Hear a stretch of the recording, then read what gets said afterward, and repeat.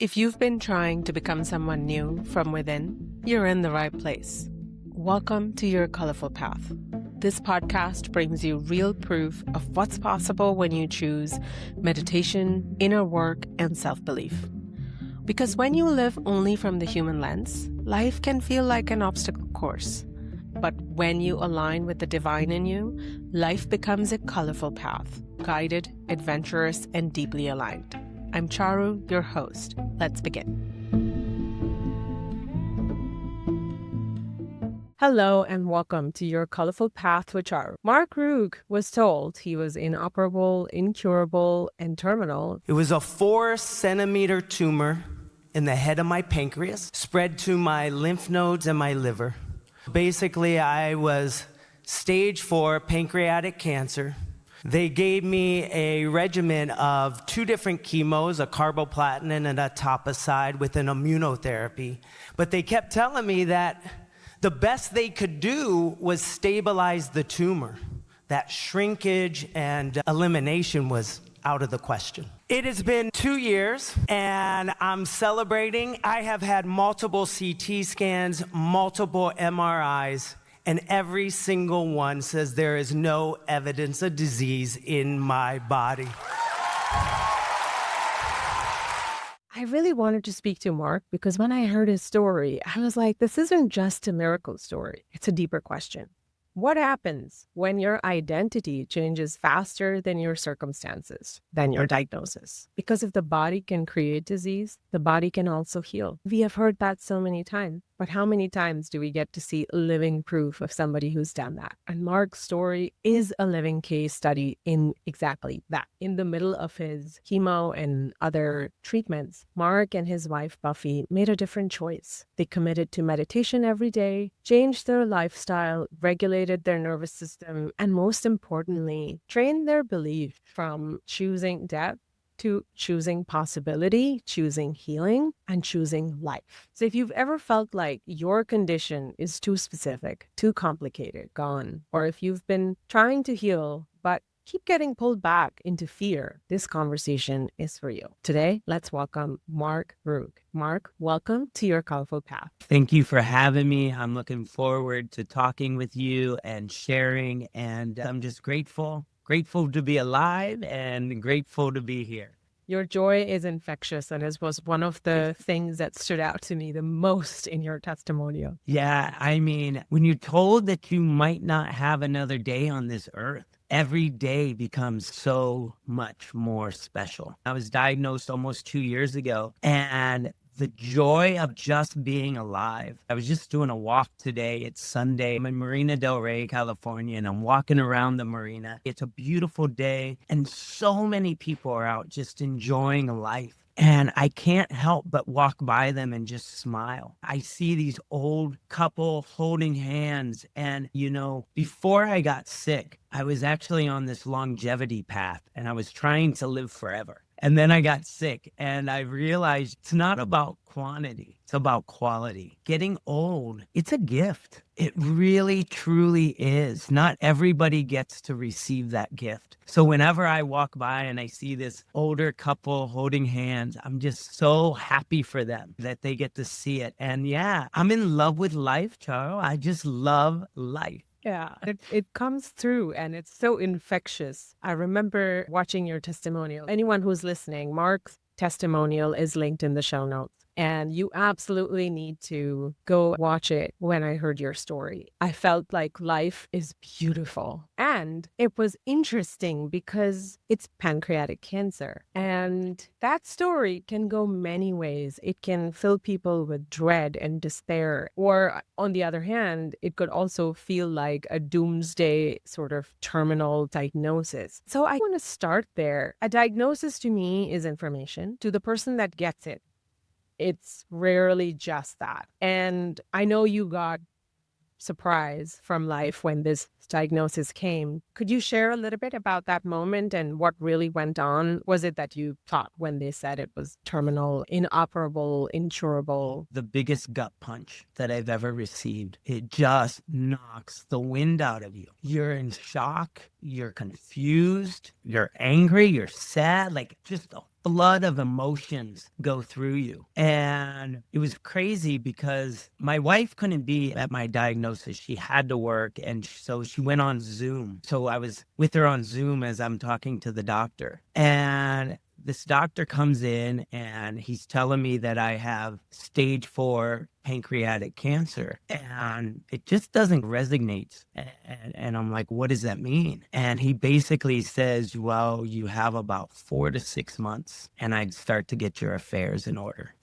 And everything, you just go numb. Everything is quiet. My good friend drove me. It was the most eerie, quietest drive home. I couldn't really speak to my wife. I was speechless. It was crazy. I have a large family, and on that drive home, I started to call up all of my family members. I'm the youngest of 10, and I called each one of my brothers and sisters, and I said, this is crazy. I don't know what you have to do, but you got to find me the best of the best. I was going to do everything and anything to live. This was insane. I was just on this amazing vacation. They're telling me I'm dying. My wife and I were planning our future, and now they're telling me it's over. I just wasn't ready for that. All of my family went calling everybody. They all had their kind of mission. And my sister-in-law found this organization and he called me directly. I remember it was 8 o'clock in the morning. And he's like, Mark, this is Roger Magowitz. I'm from the Sino Magowitz Foundation. Your sister-in-law got in touch with me. She told me what that doctor says. And I just need to tell you right now that he doesn't know crap. I can put you in touch with a 5, 10, 15, 20-year survivor. And who do you want to talk to? And you know, Charles, that was the beginning. That was the beginning that maybe I didn't have to die. Maybe I could live. Maybe there's a path where death isn't the final result. Maybe there is a way that I can survive this. And I think that spark is what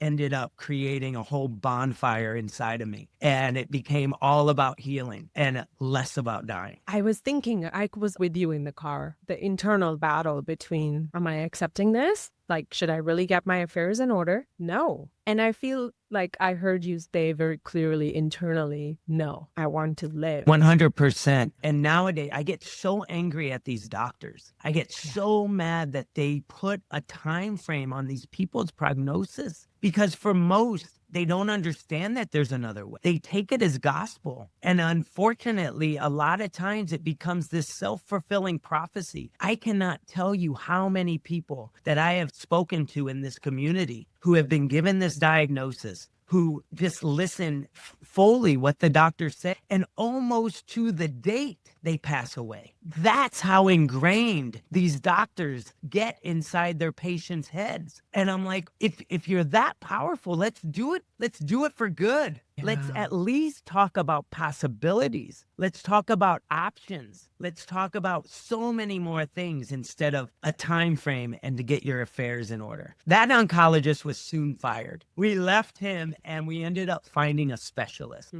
And it's very difficult to do because you are processing an ocean of emotions and you're feeling despair, hopelessness, confusion, lack of clarity, pain, hurt, sadness, anxiety, anger at why all of this has happened to me. The soup of all these emotions, and amid that, you immediately took inspired action of reaching out to family and telling them, I want to live. That's so powerful because it's not just wishful thinking. You made a declaration inside, I want to live. And then you told your family, and then they're working for you. And so the possibility of this new doctor came up, which was more in resonance with what you were feeling, which was life and not death.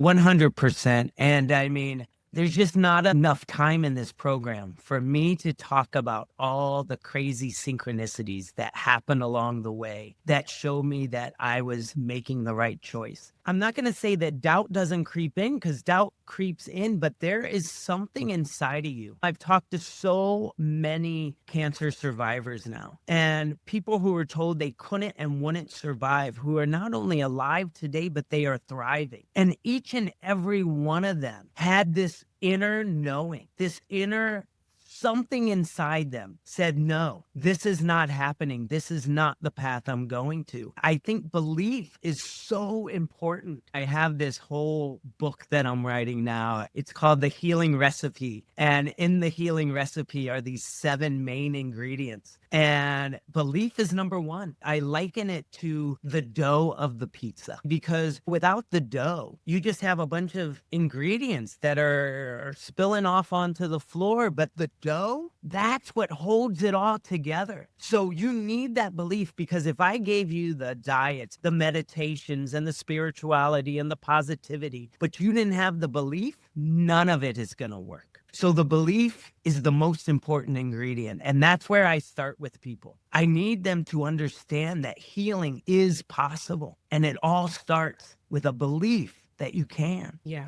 And what would you say is your understanding, whether the belief comes first or whether it's just an allowing that comes from within of, well, maybe there is a possibility? Because I feel like when I hear stories of people who have done incredible things like healing terminal diagnosis like you, I always feel like, well, what comes first? Do I need to believe it? Because what if I genuinely can't believe it in that moment that I'm not going to die? So what would you say to that? What if somebody who's listening doesn't feel like is possible for them, or they can't hear that inner voice, or that they believe, oh, the doctor is just right? My answer to that is what I tell people all the time. If you can't begin with your own belief, you else's. And it's this borrowed belief that ends up creating your own. Because I didn't know what was happening, but when that Cinemagowitz owner called me and told me that there was other survivors, that sparked this belief. I borrowed someone else's survival to make it my own, to make it the possibility. And we'll get into the Dr. Joe, but his stories of transformation, that was my borrowed belief. That was the moment that I was like, no, if they can do it, I can do it. Because it wasn't until that moment that my belief became strong enough to start happening. I had to see that it was possible other places. So yes,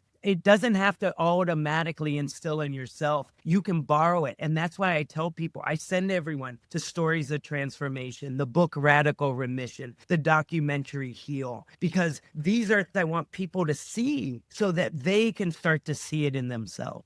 Yeah, I love that idea. We can borrow things until they become our own. And I think the stickiness about belief comes from even a little bit of experience, a direct experience. And I heard that in your story because you found Dr. Joe Dispenza's work and you were already deciding that I'm going to live. You heard stories of transformation that inspired, this is possible for me. But what you did was amazing. You had never meditated, and yet you just got into Blessings of Energy Center. You figured out what he was saying in the instructions, and you just got into doing the work. Talk to me about that step.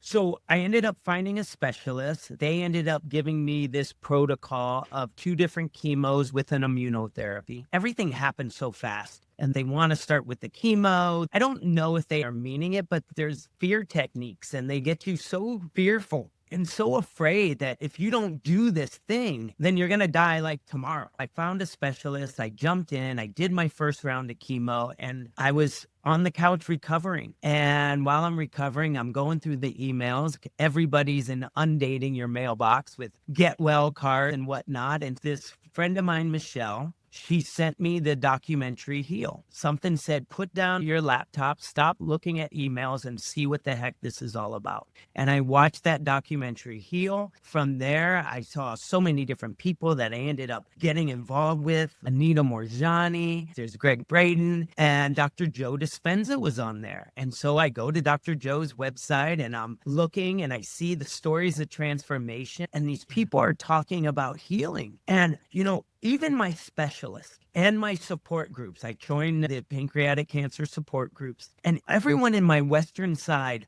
they were talking that you could survive, but nobody was talking of thriving. Everyone was talking about this chemo and that chemo or this trial, and then you end up with this side effect, and now you got to go back to square one. And I'm like, you got to be freaking kidding me. That can't be my life. I'm like, there has to be something new. Then I'm looking at Dr. Joe's stories of transformations, and people are talking about healing. They're talking about curing. They're talking about all sorts of stuff. And I told my wife, wife, I said, come here, listen to these people talk. They're not selling me anything. They're not working for Dr. Joe. These people are speaking their truth. You just felt. And I'm like, if I got 6 months to live, freak it, I'm jumping over here. And this is what we did so diligently. I was, okay, people with cancer, what is their story of transformation? What meditation are they doing? And a lot of people were talking about this blessings of the energy centers. And like you said, I've never meditated before. I was not into what I like to call my woo-woo world. I'm head first into it now, but I didn't know what I was doing. A good friend of mine is a yogi. I heard about the chakras, so it wasn't alien to me. It made sense. You just go and you listen to it. It's a guided meditation. And my wife said we were going to make this a daily practice, and we were going to do it twice a day. We were going to do it once in the morning when we got up and right before bed at night. And we did that. And she was right by my side every night and every morning. And we just pressed play and listened to it and did what they said, put our attention in each one of those energy zones. And about a month in is when something kind of crazy and miraculous happened. This is perfect. We'll get to that moment. But during that first month of doing your meditation, what did you do when doubt showed up mid-meditation or that you couldn't focus? Like a lot of people, when they first start meditating, the very confusing path where you feel like, I don't know if I'm doing this correctly. I don't know if I want to do this. I would rather go and see a doctor than waste my time in meditation. Did you go through any of those? And what was it like when you were up against all of that during meditation? It was interesting because even though people were talking about healing through meditation, I don't know if I was actually expecting healing through meditation. I was getting calmness out of it. I was getting quietness out of it. And for an hour in the morning and an hour at night, I was not thinking about my cancer. I was not thinking about dying. And that was good enough. That was all I wanted. That was all I needed. I needed to take my mind off all of the negative that it was spinning. And so for me, it was just so comforting to do. Why wouldn't I do it? So yeah, I didn't have the idea of, am I doing this right? I don't think I had a real benchmark. I don't even think that I was trying to get to a finish line. I think I was just excited that it made me feel good. And that's why I did it. Yeah, amazing. I mean, if we put it into the perspective of where is your most prized asset, your attention flowing to, when you were speaking, I was like, yeah, that makes all the sense in the world that when you are dealing with a diagnosis and most of your attention, whether it's consciously, subconsciously, is getting directed to this really major event in your life and filling you with all sorts of emotions. But when you are in meditation, and if you can really allow yourself, your attention is on something else. I personally relate to that because when I started meditating, I was in a terrible emotional and mental state. But whenever I would do the meditation, it would get me to a place where my problems didn't seem to exist. And at the time, that felt really good. It's kind of like anesthesia for somebody who's in a lot of pain. But now I understand it. I'm like, you're switching from this reality to somewhere else. And that is the first step. And you did that. Yeah, and that's the thing. In hindsight, I can kind of go back. But at the time, I was just trusting and allowing it to do whatever it was meant to do. And it was so calming. And now, in hindsight, I understand that you can't heal in a stressed out state. Our bodies physically shut down biologically. When you're in fight and flight, all that other mechanisms, that rest, that digestion, that repair, that's not happening. And so doctors, and nothing against them because this is what they're trained to do, but they are good at keeping us alive. They are good at keeping us survived. But then there comes self-empowerment where we have to take it upon ourselves to really start to do the healing. It's not the doctor's job. They did exactly what they said they were going to do. They kept me alive. And then they gave me time to do all these other things that allowed me to actually heal. So it's a two-part game. We're in it as a team. And I think what Yeah. happens to a lot of people is they're so dependent on their doctor. They're so dependent on the medicine or the operation or the radiation to cure them. But I tell everybody, if you don't change the terrain, if you don't get in there and figure out what caused it in the first place, why it keeps coming back, because you never changed the terrain, the environment, the soil that allowed it to come in the first place. So we got to do our part as well. Meditation was one of the beginning steps of that. Yes. And we'll get to your miraculous moment in meditation. But I want to hone in on something that you just said, which was to prepare the soil. So you are meditating, you are trusting and allowing for things to flow there. You are soaking in all the calmness and the freedom from thinking about your diagnosis, which in itself is powerful because you're training your subconscious. You said something in your testimonial that was really important, that you had to change your thoughts, behaviors, your identity. That was so poignant, that if our identity of who we are being can create disease, then it can also, when changed, create a healing. Talk me through step by step. What was the change in thoughts that you started with? It's so funny. My brother said this phrase whenever I would start to get doubtful. He's like, the devil's in the doubt. You got to get the doubt out. And so I was trying to figure out how to get this doubt out, because you go on this teeter-totter ride and you're like, am I delusional? Am I making this stuff up? Or is it real? I remember telling my wife all the time, I don't care if I'm delusional. I feel good. And if I die, I'm going to die with a smile on my face. So if I have to be delusional, then let's just do it. And I came up with a mantra, and it was so powerful. And I still use it to this day. And I share it with anyone who wants it or needs it. I invite them to do the same. Mine was, I am strong. I am powerful. I am healthy. I am healed. And I said that every waking moment I could, in the shower, brushing my teeth, sitting on the couch, on the computer. This was a constant thought that went through my head. And the more I said it, the more I thought it, the more I started to believe it, and I actually became it. So those mantras, those thoughts that we tell ourselves, they're so freaking important. And if you're sitting there telling yourself you're dying and you're sick, I mean, Dr. Joe talks about it all the time. Is the body the mind, or is the mind controlling the body? We wake up all the time and we say we're in pain, or we're tired, or we're exhausted, or we can't do that. And we've already now set up the day. The body is the mind, telling the mind how to be. Instead, we need to wake up and say, no, I feel great. I'm strong. I'm powerful. I'm healthy. I'm healed. Let's do this. It takes some time, but eventually that mind gets the power back and it starts to control the body. And not only does it start to control it, it changes the cells. We can become those thoughts. I truly believe it.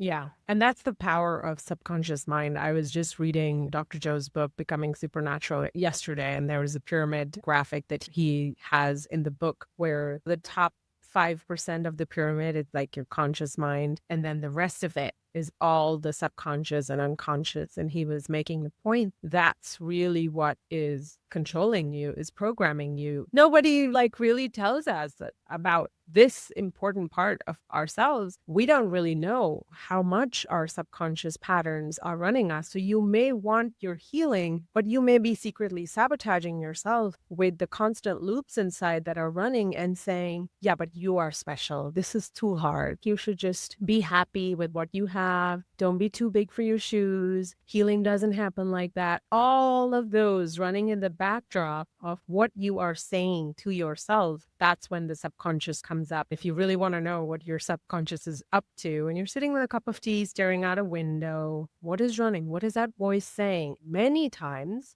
that voice is not saying something that you really want to fire and admire. You created this mantra, which was, I'm strong, I am healing, all the things that you said. That is bringing something from the subconscious to the conscious. And now you're choosing. That's our power. We're divine beings. We can choose. Totally. I remember I was so distraught from getting this diagnosis. And I was sitting on my couch and my wife is upstairs and I'm just praying. I'm praying to God, universe, consciousness, whatever you want to call it. And I'm just begging for help for guidance, for something. And it hit me so strong. It came in, it was like a lightning bolt, and it was talk less, listen more. And it's actually the very first thing I wrote in my journal. And it made so much sense when it came to me. Stop with all the noise. Stop giving all this power to these freaking words that you're saying in your head. Slow down, talk less, and listen more. And that was the beginning. And that's when I started to be guided. That's when I was led. There's no just happenstance that I found Dr. Joe and somebody sent me that documentary Heal. Even me talking to you, this is divine guidance. I am being led, and I've now surrendered to the fact that God knows better than me. Universe knows better than me. My own consciousness knows better than me. It's so funny. I give this analogy a lot of times when I have a Tesla and I have the automatic driving. And when I used it for the first time, it was so scary to take my hand off the wheel and to trust that the car was going to do its thing. That takes a lot of trust and a lot of guts. But Yeah. I surrender. And now I think the freaking car knows way better than me. And that's the same with consciousness, with our thoughts. In the retreat we did with Dr. Joe, we did a very long meditation. And in that meditation, what came up to me was the strength is in the surrender. And now that I'm awake and I've been talking about it, I share it everywhere because that's the secret sauce. It's the surrendering and giving up and trusting. And it's not weakness. It takes strength to do so. And when we really trust it and go with it, we are guided to places we would never in a million years be able to consciously think about. It's the unknown. It's the magic of the unknown. And that's what I'm living in. And that's why we're here. And this is what I get so freaking excited about. Yeah. Beautiful. Explain surrender to somebody who is dealing with a diagnosis. I feel like the first half of our chat was really focused on an identity shift, shifting and choose what you want and really sticking with it, reprogramming your brain with the mantra, shifting your behavior and thoughts and how you're being aligned with what you're accessing in your meditative states. If you're doing all of that, what then does surrender mean? What does that look like? Surrendering is not having blind faith. When I talk about spirituality, you can say it's God, you can say it's consciousness. I have a lot of friends that are very scientific and they have a hard time understanding what I'm talking about. I said, you know that thing that's inside you that keeps you from driving on the wrong side of the road? That thing that backs you off from the cliff, from standing too close? That thing inside of us that just wants to keep us alive? That's what I'm talking about. We need to talk to that thing that wants to keep us alive. It knows exactly what we're supposed to do to stay alive. We just have to trust it. But we are so enamored with the world and scrolling and the news, and we have so much distractions and so much static. And then you put on top of that the fear of the diagnosis, and your mind is going. The last thing you want to do is get quiet and surrender. But that's where we have to go, because you're never going to find what you need the answer to anywhere on the outside. The doctor's not going to tell you. The medicine isn't going to tell you. The only way that you're going to find what you truly need to heal inside. And I can tell you what worked for me, but that doesn't mean it's going to work for you. But I can tell you what will work for you. Get quiet enough and ask yourself and listen to that answer. That one knows exactly what you're supposed to do. That's what I want you to do when I ask you to surrender. Yeah, beautiful.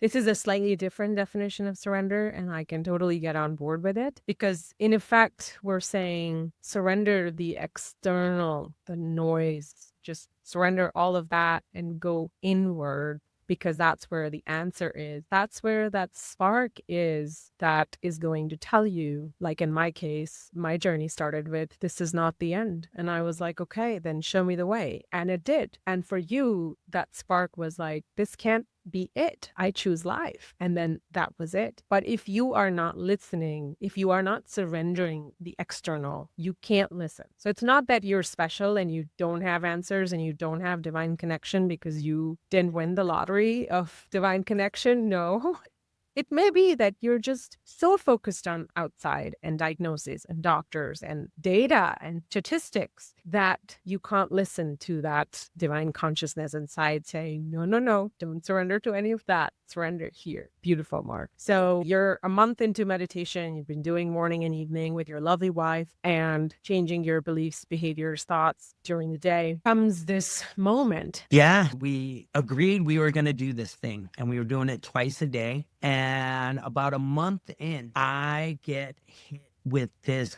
electrical energy or something. I didn't know what it was. I didn't know if I was releasing energy or bringing energy into my body, but I was flipping and flopping like a fish out of water. My body, I was jerking. I was almost like being lifted off the ground. I know it sounds crazy to hear, but my body was it was exploding. It was something crazy was happening inside me. And we finished, and it didn't hurt. I wasn't afraid. And I remember we stopped, and my wife, we came to, and she's like, what was that? Like, I don't know. I'm like, it was insane. It was crazy. We talked about it for a little bit, and then we went to bed. And it was about 3 o'clock in the morning that night. I woke up, and it was as if something exploded out my spine. It was loud. It popped. I heard it. I screamed. I woke my wife up. She's like, what's going on? And I said, something just exploded out my spine. I said, I saw the brightest lights that I ever saw. And I always describe them as the old Batman and Robin TV shows where they would punch something and be like, bam, and kapow.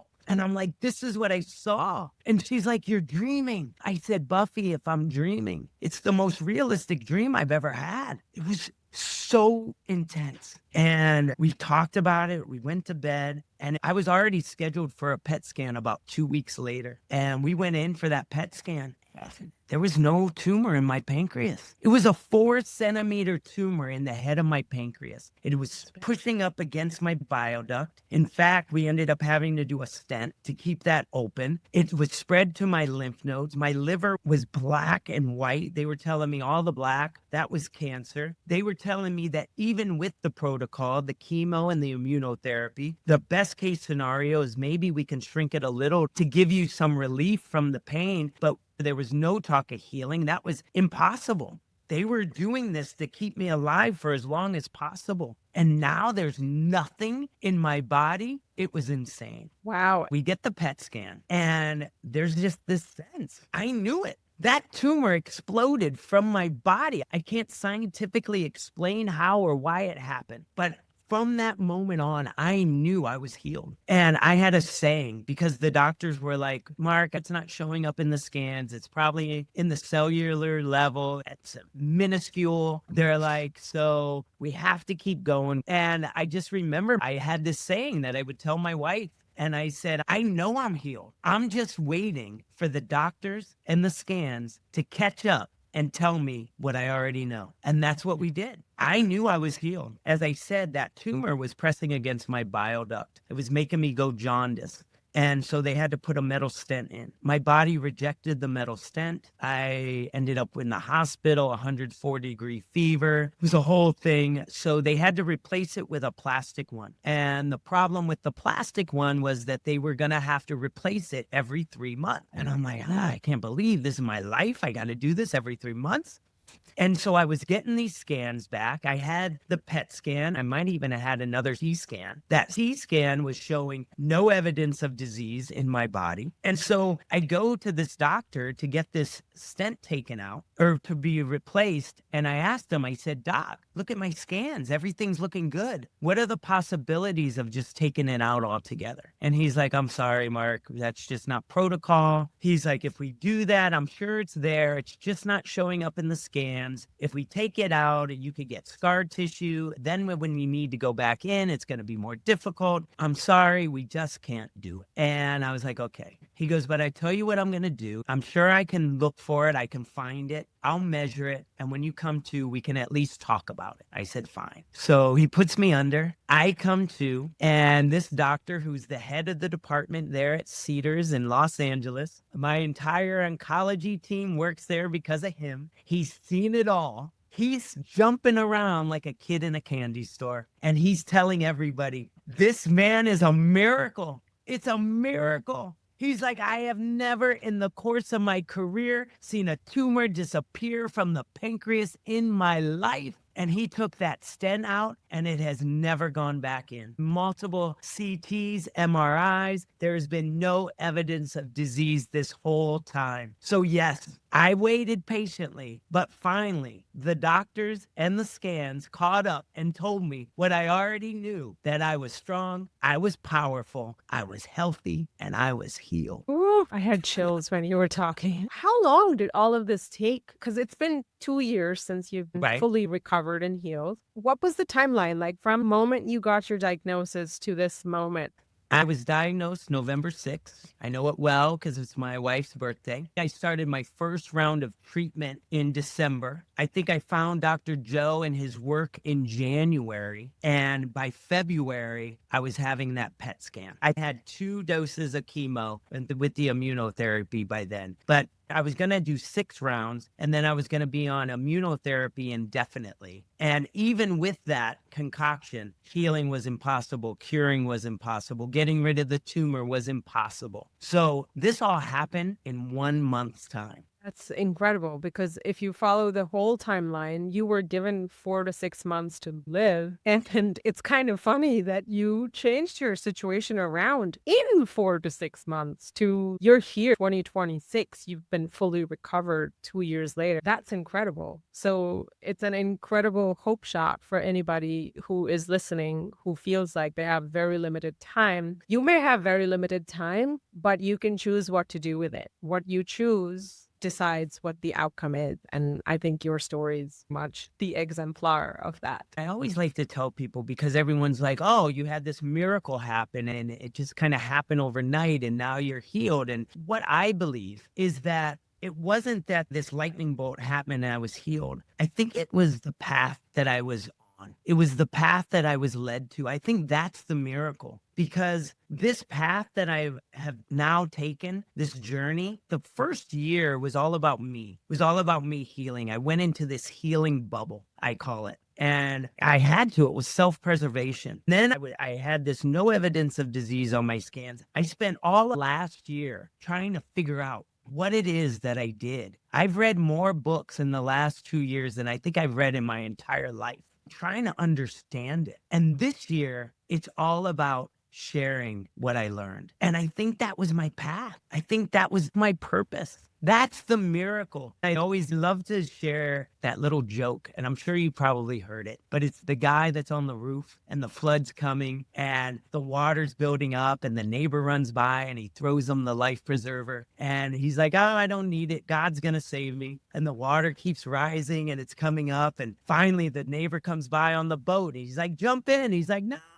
God's gonna save me. Finally, the water's above his head and the helicopter comes and he throws down the ladder. Climb up. No, God's gonna save me. Finally, there's too much. He dies. He goes to heaven and he's like, God, what happened? Why didn't you save me? And he said, I threw you a life preserver, a boat, and a helicopter. What more do you want? That was my miracle. Dr. Joe's part of that life preserver. My diet is part of that life preserver. It's the boat, my spiritual practice, my increased positivity. These were the mechanisms that God soars consciousness through me. These are the paths. I grabbed a hold of the life preserver. I jumped in the boat and I climbed in the helicopter. I did it all.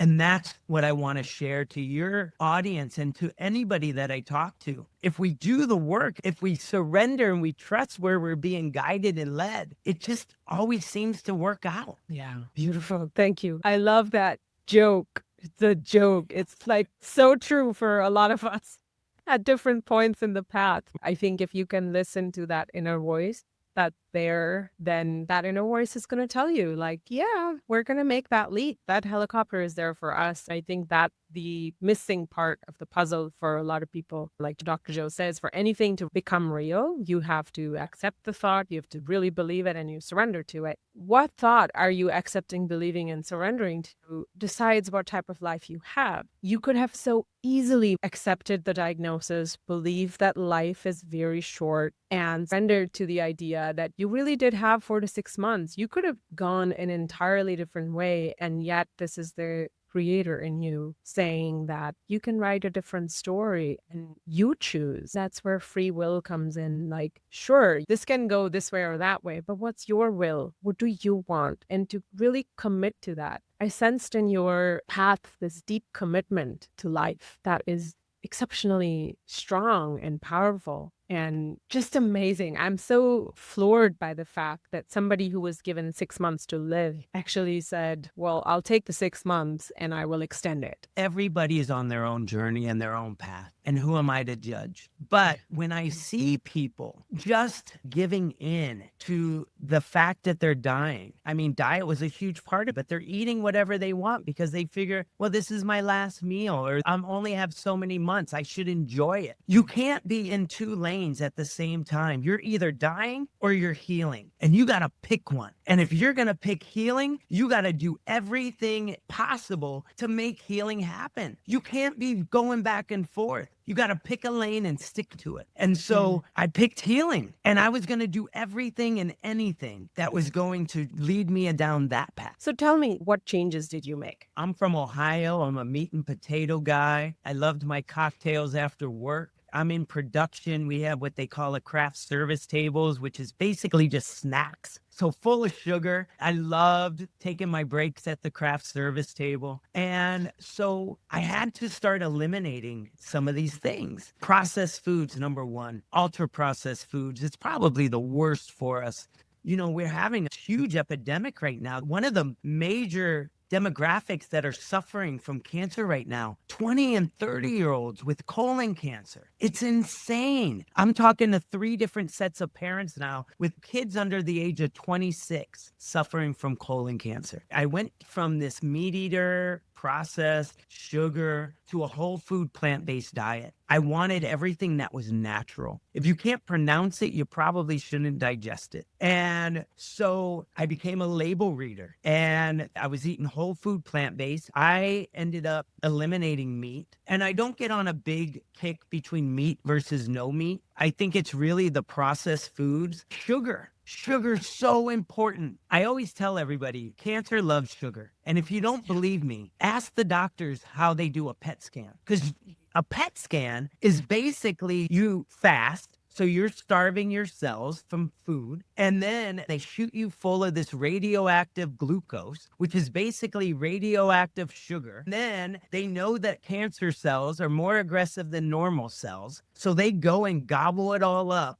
And then they take pictures, and where the cancer cells are, where it's clumped, that's where the tumor is. So they know that cancer feeds off sugar, yet what's some of the first things they give you in a hospital? A protein shake with 32 grams of added sugar, ice Jell-O. cream, Chocolate pudding. Exactly. They gave us a nutritionist when we first got there. Nothing against them, but she got fired. My wife was like, you're not eating that stuff. Yeah. We immediately went to a whole food plant-based diet, and not just sugar, anything that turns into sugar in your body. So that's carbs, that's like white bread. It's fear. Fear creates cortisol, goes through your liver. It creates glucose so that you have energy to run, fight, or hide. If you don't run, fight, or hide, that glucose is in your body. Who do you think's eating it? That freaking tumor. So you got to calm the fear. You got to stop the process. You got to stop the sugar. Juicing became a huge portion of my diet. Just vegetable juice, carrots, celery, cucumber, lemon, and then in there,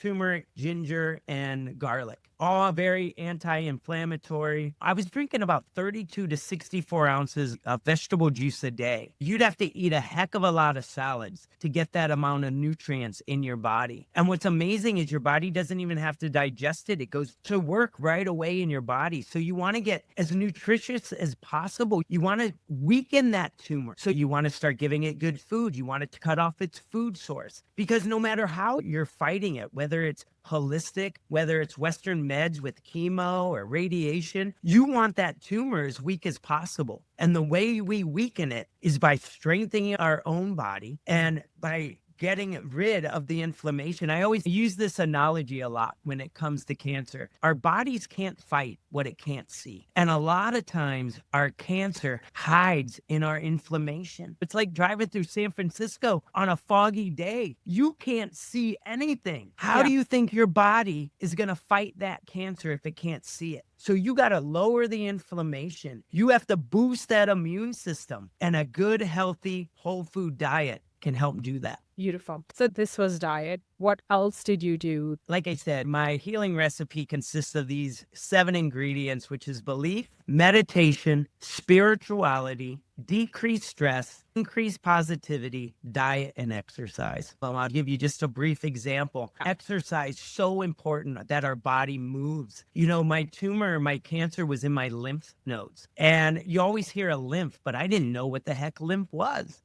It's our body's own detox system. Yeah. The lymph moves through our body. It collects all the bad stuff. It takes it into the lymph nodes. In the lymph nodes is where our immune cells are. It kind of filters everything out. It gets rid of the bad stuff and puts the good stuff back in. Blood pumps because of our heart. If we're static, our lymph is static. So we need to move. We need to exercise. We need to breathe deeply, especially if you're doing chemo and you're putting toxins into your body. I know how much it kicks your butt and how much you want to sit on that couch. But you got to move. You got to get up, even if you just move a little bit. But you got to get that lymph moving through your body and detoxing all of the bad stuff out. So exercise, so important. Diet, increase positivity and decrease stress. My wife and I turned off the news the minute I got diagnosed. We have not listened to news since September of 23. And it was the greatest thing we ever did, because our body is just not meant to hear all of that negativity 24/7. And it's not that we put our heads in the sand. We know what's going on. We get our phone. We hear people talk.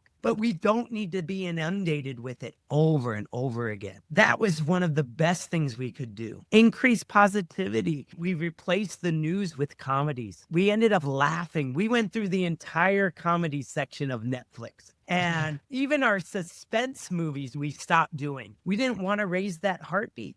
We just wanted to laugh. And laughter was so huge. I work with children in Los Angeles. Basically, I help motivate kids for print ads and commercials and help direct them. And I've been doing it for 20 some years and been working with all these kids. And when I got sick, so many parents reached out and they were like, "Oh my God, we're so sorry. How could this be? What can we do?" And my wife said, "Have your child draw a picture, write a letter, do some words of encouragement, and just send it to him. He'll love it." And so they did. And the mail started to come in. And I started to take those pictures and we put it up right over my fireplace. But we were inundated. They just kept coming. And all of a sudden, I filled up the wall and in my dining room, in the kitchen, and up the stairway, and in my room. And all of a sudden, this positivity wall became a positivity house. And there's energy in those notes and those pictures. And I feed off of it. Every morning I would wake up, and every night before bed, I would look and I would read. And it just filled my heart.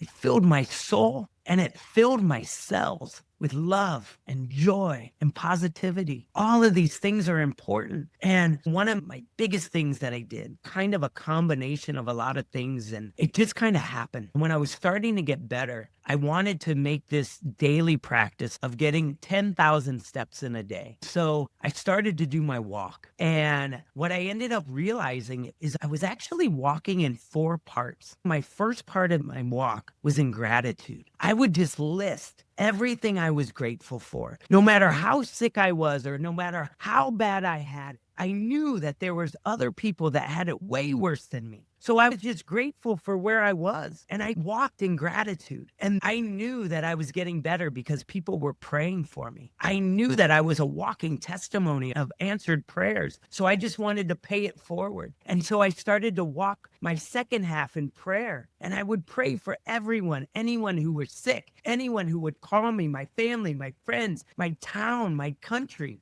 And then I started to walk in meditation. I just got present. I turned off that noise. I stopped praying. I always say praying is talking to God, meditation is listening to him. And so I just was praying. Now I wanted to hear. And so I just focused in what was in front of me, the birds in the trees, the boats in the water, the squeak that my tennis shoes made. Just stayed present. And I just walked like that. And then I'd finish my walk in celebration. I'd put my earbuds in, I'd put on some fun music, and I'd just celebrate being alive, just being on this earth, just life. It was so powerful. And I just celebrated it. And I did that daily. It's probably the canoe I jumped in, but that was so good. I adapted all these things. And yeah, life is just beautiful when we get quiet and we start to listen and we get guiding and we allow ourselves to surrender and to allow ourselves to be led. I think all of us will be surprised at where we're going. My healing was just the beginning. I'm writing a book. I got a TED Talk. I'm talking to people. I'm sharing. You know, when I gave that testimonial on Dr. Joe's stage, so many things happened. In the beginning, I said, everyone, I have to take a moment before I speak because when I was sick, when I was on my couch, I was watching those testimonials and I was saying to myself, one day I'm going to be on that stage. One day I'm going to share my story. And I got to do it. And what I really, truly believe happened now that we do Dr. Joe's work, that wasn't me, something that I manifested. That was my future self speaking to my sick self.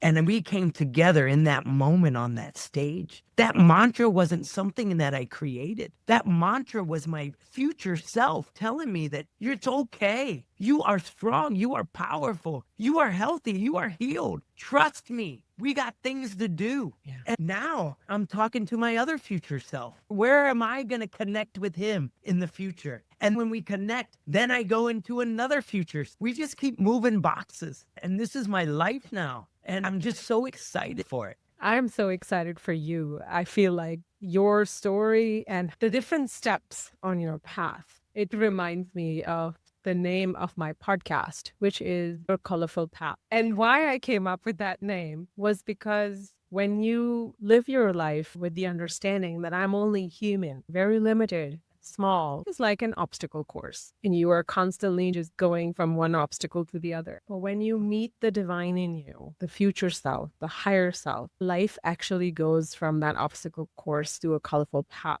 because you suddenly are deeply aligned with who you really are, divine being having a human experience. That is what it's supposed to be. We end up believing because of what happens to us in life that we are limited, but to expand that understanding with opportunities like what you had, where you had the opportunity to choose. You could have chosen to be very limited, surrender to that, but you didn't. You heard the divine within and you heard that call of the future self. You didn't just hear it, you kept allowing more and more. It's like a door opening, like a small crack in meditation. And you're like, what was that? That was different. And then you open it a little bit more and a little bit more. And then suddenly from your meditation, it's out in your life. Synchronicities start happening. People start giving you the message that you needed to hear. Strangers on the street will say things to you that are absolutely spot on with your situation. You can make a choice of being like, I don't know, that could be a coincidence. Is it? If you choose not to take it as just a coincidence and take it as you're being guided by something higher, more purposeful. Like you said early on, you were in a healing bubble for that phase of the journey, but it didn't really remain that. It became a path. And I'm so excited and amazed that you are allowing it to grow bigger and also contribute to other people's life just because of what you've lived. I am just amazed by you, Mark. Thank you. I really do appreciate that. The journey hasn't stopped. We still have that meditation practice. We're still doing the Dr. Joe's. We're walking. I'm just being guided. I wake up in the morning and I pick up my breadcrumb and I'm like, where are we going today? Who are we talking to today? And it's so magical, the things that happen. And you know what I think really solidifies this work for me? I think it's because I've now spoken to so many people, yourself included. And if this was just happenstance, if it was just coincidental, everyone would have their own story and it would be so different. But everyone who has these situations happen, they have the exact same story. Yes. There's nothing coincidental about that. That's divine. That's the divine in us. It's the divine path. This is what excites me. This is what gets me so excited about life. Like I said, I come from a very large family. I had people that I could call and to go to work for me right away. And when you get diagnosed like that, so much information comes into us. It's overwhelming. And I made a vow and I said, if I ever got better, I was going to spend the rest of my life being somebody's 4-minute mile and help easing that learning curve. If I could cut that learning curve in half for somebody, I'm doing exactly what I'm supposed to do. And that's what I think I'm doing. I'm talking to so many people now. Ever since Dr. Joe put my testimonial up, we have been inundated. I mean, it's such a bad epidemic, but cancer does not have to be a death sentence. It can be a wake-up call that something needs to change. And it didn't just come from nowhere. The universe, God, consciousness, whatever you want to say, it's been whispering in our ear for years. And then it taps us on the shoulder. And then it nudges us. And if we don't listen, it finally slams us up against a brick wall. But just because we hit that brick wall doesn't mean it's over. It was to get our freaking attention. Yes. Allow it to get your attention. Take it for that. Why did it come? There's this great book called Radical Remission. And Dr. Kelly Turner interviews all these people who had, quote unquote, a radical remission. And she tries to figure out, like, what are the commonalities between these people? And she broke it down to 10. And very similar to the ingredients. It's all very light-minded work. But in that book, in one of the chapters, there's this woman and she talks about, I wanted to understand why my cancer came. So she did this ceremony and she got really quiet. She lit candles and she sat there and she asked, why did her cancer come? And so I wanted to do that. So I did the exact same thing. I set my little place up and lit my candles, got real quiet. And I asked, why are you here? Why did you come? What am I supposed to learn? Or what am I supposed to fix? And what came up to me very strongly was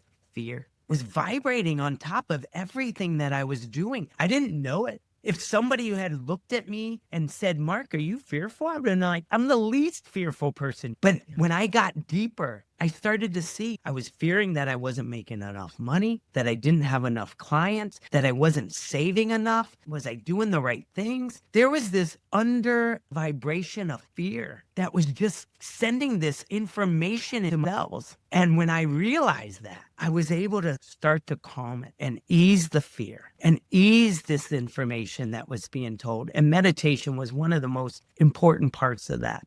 And so I looked at my cancer as this wake-up call to calm the fear, change my life. Cancer is probably, at the time, the darkest moment of my life. It was the roughest, hardest gut punch I ever received. Yeah. 2 years later, I'm sitting here looking you in the eye and I'm telling you, that cancer diagnosis was the greatest gift I have ever been given. Yeah. A gift that came wrapped in a lot of pain and confusion and believing in the unknown. Because sometimes we have a positive association with gifts. So we feel like, oh, it's a gift. It just is a gift. It's pretty. It's something miraculous, amazing inside. But sometimes the wrapping paper is full of a lot of things. You just keep unwrapping it. And inside is your greatest opportunity to have a completely different life. Thank you so much for sharing that. My God, there is so much I still want to speak to you about, but something that struck out to me as a woman, I am amazed by your lovely wife. And when I heard the way you guys dealt with this, I just felt like, wow, this is partnership. This is marriage. This is friendship. This is love. And I want to know, what did this partnership make possible for you that you couldn't have done alone? I choke up. I get teary-eyed. I mean, my wife's my everything. I mean, the caregiver have it. Oh my God. We have the spotlight as the patient. Everybody's worried about us. And the poor caregiver is doing everything and anything they can to make it work. And that was her. And she never complained and she never bitched or moaned. She was my why. I mean, I can tell you all these things, but we have to have a why. And she was my why. Why do I want to live? Why am I excited about life? Yeah. It's because of my wife. She's my everything. That is just Oh my God. I wish I was like with you, could give you a hug. This is so beautiful. What do you think has changed in you as a man with a widely open heart? But what has changed in you between who you were before diagnosis, who you are now with respect to understanding love and partnership? Has something shifted? It's definitely deeper. I mean, my wife and I, we've been together 25 years, married 23. And whenever I talk to other people getting married and stuff, and it's like the roots underneath the tree, you start creating these roots after so long. And there's literally no separation. There's no Yes. just Buffy or Mark. It's Buffy and Mark. She's a part of me. She's just like my arm, my leg, anything. Like she's just connected. And those roots got deeper. They got stronger. I know there's going to come times, and she just had to go through a little operation, and I had to become the caregiver. And this is the yin and yang of life, the teeter totter. One day I'm up, the next day she's up, and we just keep going. But you know, that's the game. How exciting life is on that teeter totter. How fucking boring, pardon my language, but how boring would it be if there was no ups and downs? If life Yeah. was just this, if you got on that teeter totter and nobody was up or nobody was down, it's just the same every day, all day. What a boring game. Let's Yeah. play the game of life. Let's get on that teeter totter. Find a partner, whether it's your friend, whether it's your family, whether it's yourself, but take a ride.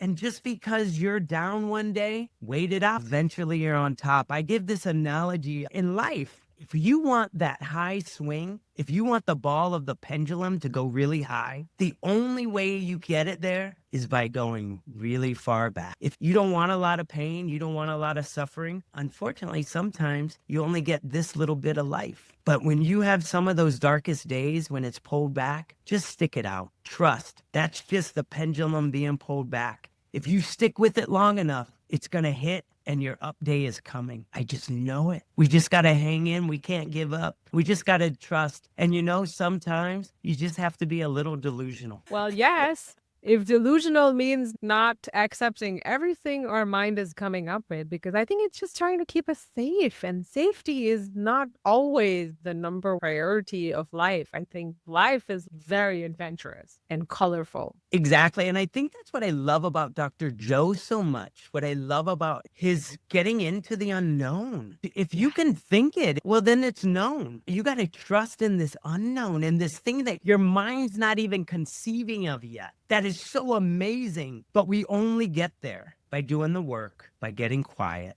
and trusting. And I love Dr. Joe. I love meditation. It's such a huge practice now. And yeah, I try to share it with as many people as I can. Amazing. Wow. I don't have many words left. There are so many things that I personally take away from everything that you said about the journey. It confirms my belief that if you constantly surround yourself with stories of growth, of change, of what's possible, which is my motivation behind this podcast. If one story can inspire somebody today that there is possibility, then that's all the content I want in the world. And I'm so glad that you are inspired, that you are doing the TED Talk, you're writing your book, you're creating more from this new person that you have become. If you were to reflect back on your journey, the Mark that was given the diagnosis and was living life a certain way versus the Mark that's here in this moment, do you see something has shifted for you in your core? Totally. And it goes back to why the cancer came in the first place. It was the fear. It was that Mm. living in this vibration of fear that I didn't even know was there. And I'm not going to say that it's gone 100%, but it's turned way, way down. And the minute that I start to feel the fear, I now am aware of it. So I acknowledge it and now I can calm it. Because before we just are living it, we're not separate from it. We don't know we're separate from it. We just think it's a part of us. And through Yeah. Dr. Joe's work and the work that we've done and the work that I've been doing, I've realized that is just something. It's not me. It's just a part of me. And I Yeah. have the control knob to turn that up or to turn that down. And so when it starts to creep in, I am aware of it and I can turn it down. That is the difference between the old me and the new me. And the new me now has full control of the knob. That is so powerful. That's the definition of empowerment. Nobody has to give it to you, but once you know how to regulate this, everything else gets taken care of. For those of you listening, we have so many more things. I feel like we have to do an entire new episode on the many other things that you're doing, but we're coming to a close today. And I just want to acknowledge you, Mark, for being so honest and being so open with how you went for it. My takeaway from you as a human being is really that allowing and accepting there was no guarantee of healing. Yet you decided to walk the path and you created it in collaboration with the divine, but you took that first step. And that was a really important reminder for me today as I navigate my life. You gotta come up with that spark inside. That spark is saying something. You listen to it and you take the next best step. And the path starts forming, but then it doesn't end there. You commit to the path like you did. You committed to it. You were all in. Your thoughts, words, actions, behaviors, who you became, your identity, your wife, your relationships, your friendship, everything you brought into alignment with that spark. And that was my big takeaway today. That is powerful. That is just divine. And I am so grateful that you shared it with us with such honesty. Oh, thank you so much. Thank you, thank you, thank you. I feel electric. There's something you off really, really powerful energy. I feel your heart. I feel your soul.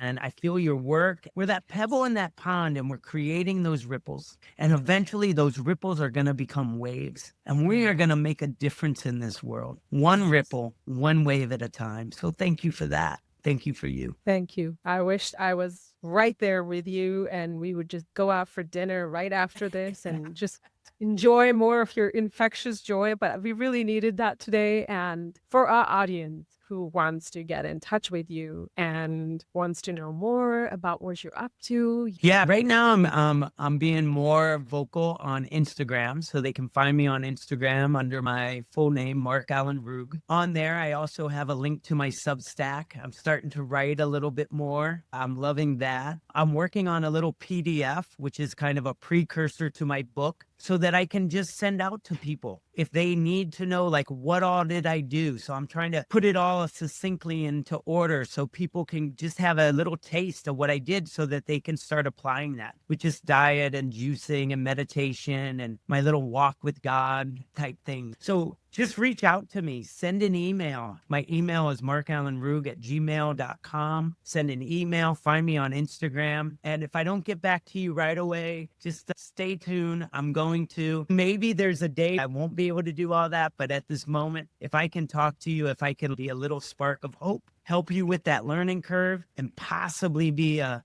4-minute mile, I'm going to do it. You already are. Thank you. I will be linking all of those in the show notes. Please make sure you go and follow Mark on Instagram and be a part of his journey because there is a lot of good coming that way. On that note, this wraps up our episode for today. I feel like my cup is completely full with inspiration and magic. Dean Radin, who is the head of Institute of Noetic Sciences, I was reading one of his books called Real Magic, a very scientific take on magic. And there is a quote that I really like. He says, "Magic doesn't mean no cause. It just means that we haven't yet developed scientifically acceptable theories to explain these effects."